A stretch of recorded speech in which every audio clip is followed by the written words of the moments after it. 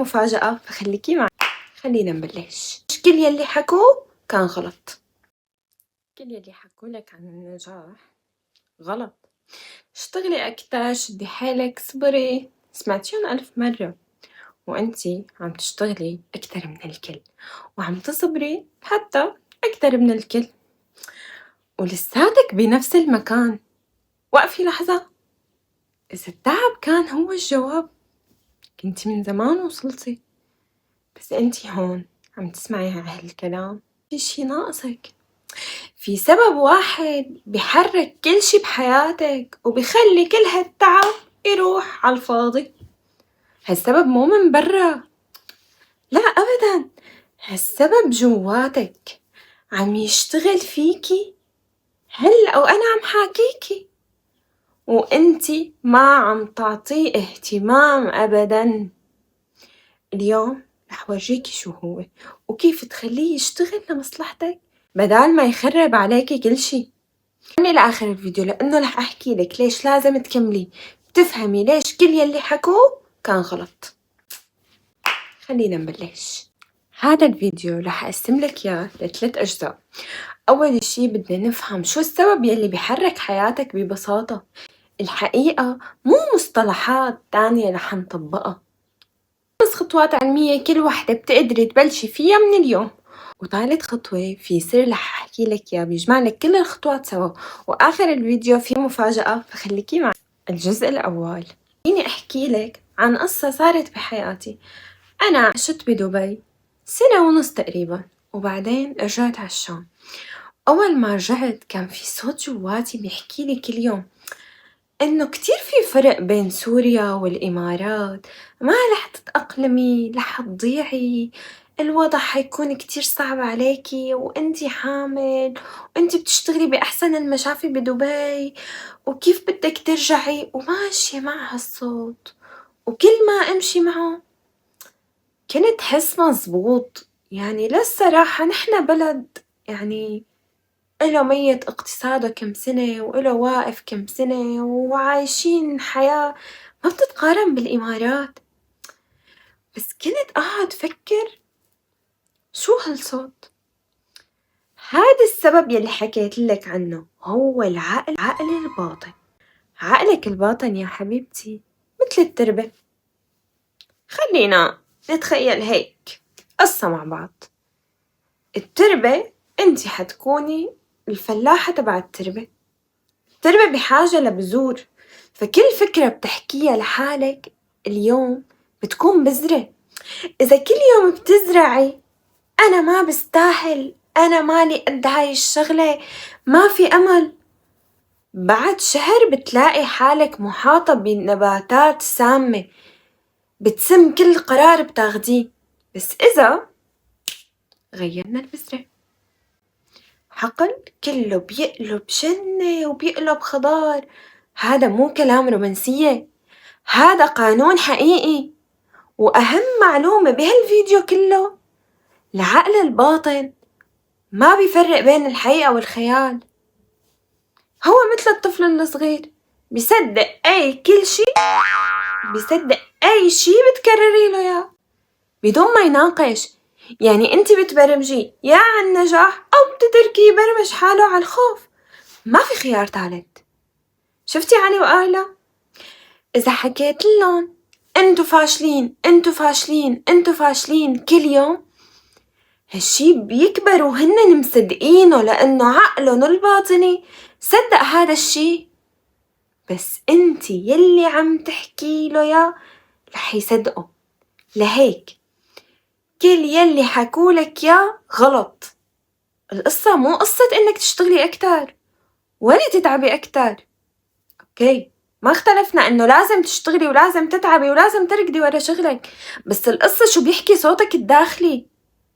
فهمنا بعض؟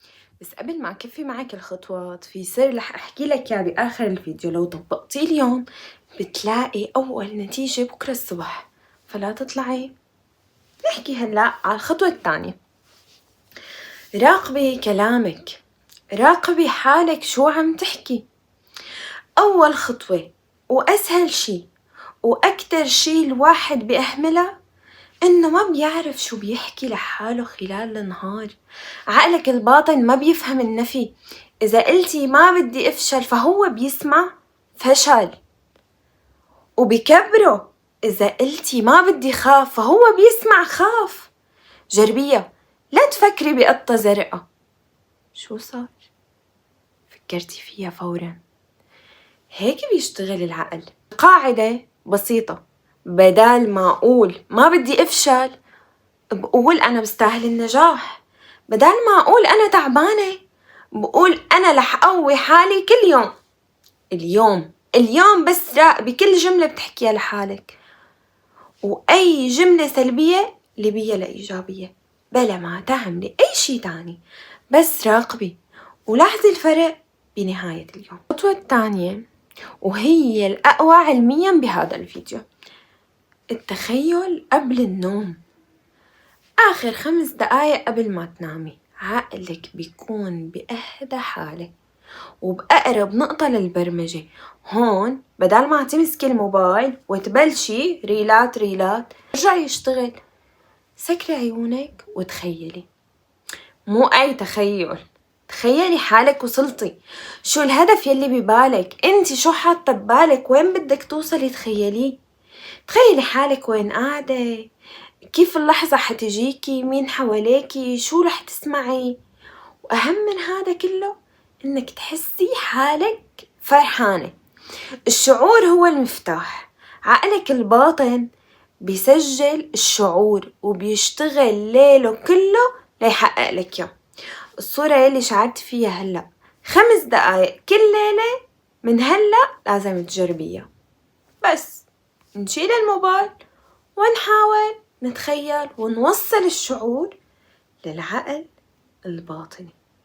ثالث خطوة، اختاري جملة واحدة، مو 20 جملة، واحدة بس بتحبيها وبتحسيها، مثل كل يوم أنا أقوى وأقرب لهدفي، أو أنا بستاهل الخير. اختاريها بإحساس مو بس كلمات. يعني أنا بستاهل الخير، بعدين كرريها طول اليوم، أنا بستاهل الخير وأنتي عم تشتغلي وأنتي عم تطبخي وأنتي بالسيارة وأنتي بالطريق. هذا الشي التكرار يلي عم خبرك يا هو يلي بيوصل للعقل الباطني، مو قوة الجملة. هذا الشي اللي بيوصل لك يا العقل الباطن بيصدق أي شي بيتكرر حتى لو بالبداية ما صدقناه. أسبوع ورا أسبوع من التكرار اليومي رح تلاحظي في شي جواتك تغير. رابع خطوة وكتير منكم بيتجاهلها، خلينا نرجع لقصة التربة. التربة زرعنا وصار عنا حقل، بدنا ننظفه. في ناس بحياتك كل ما بتحاكيهم بتحسي حالك أصغر. برنامج على التلفزيون ممكن يعصبك، حوارات انتي ورفيقتك بتسحب من طاقتك. كل هاد بذور سامة وعم تنزرع بتربتك وانتي مو حاسة. مشان هيك رح قلك اقطعي. لا تقطعي الكل بليلة وما فيها ضوء قمر. أنا عارفة إنه الحياة مانع بهالبساطة، بس قللي الجرعة. عندك حدا على السوشيال ميديا بس يطلع لك بتتنرفزي، ملي إلغاء متابعة.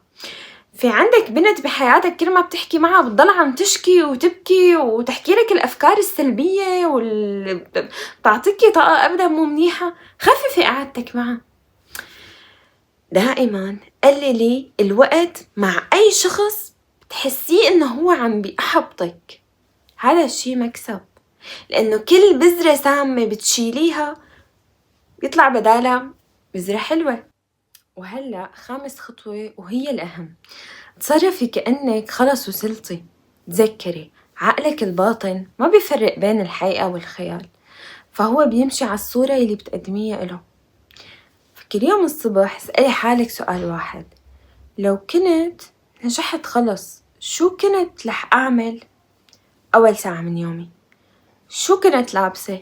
شو كنت أكلت؟ شو كنت تاركة؟ شو كنت أخدت؟ وعيشيها. مو تستني النجاح لتتصرفي، تصرفي منيح وهالنجاح بيجي على الهدى. هاي اللعبة يلي بتقلب كل شي. وهدول ال5 خطوات كلّن بيصبّوا بسر واحد، السر يلّي وعدتك فيه من أول الفيديو، ما رح يكون مفاجأة كبيرة لإنه بسيط لدرجة إنه نحن بنستهلكه، السر هو الاتساق مو الحماس، مو الدافع يلّي بييجي وبيختفي، عقلك الباطن متل الطفل بيصدق يلّي بتكرري له إياه، مو يلّي بتصرخي عليه مرّة. التكرار اليومي البسيط هو يلي بيبرمج عقلك الباطني. حبايبي وصلنا للنهاية، فإذا حسيتي اليوم إنه بدك تبلشي من جديد وهذا هو أجمل وقت للبداية، سجلي بهالتعليق كلمة واحدة أنا بدي أبدأ اليوم، وأنا بقراها واحدة واحدة وبقلبي مع كل واحدة. وإذا هالفيديو لمسك ولو بشعرة اللي متابعة للقناة وأنا يوميا عم نزل فيديو بنحكي فيه سر جديد بخلينا أقوى أنا وإنتي. عيشي ال5 خطوات هدول مو بس تسمعيهم لأنه يلي بيسمع بينسى، بس يلي بيطبق بيتغير. الله معكم وبشوفكم بالفيديو الجاي. باي باي.